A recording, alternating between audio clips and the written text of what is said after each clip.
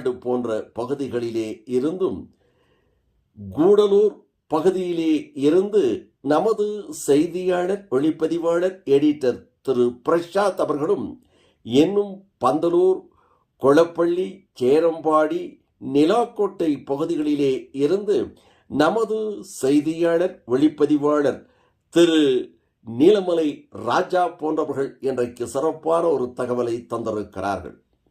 நீலகிரி மாவட்டம் சிறப்பான ஒரு மாவட்டம், பசுமை நிறைந்த மாவட்டம். எங்கு பார்த்தாலும் தேயிலை தோட்டங்கள்.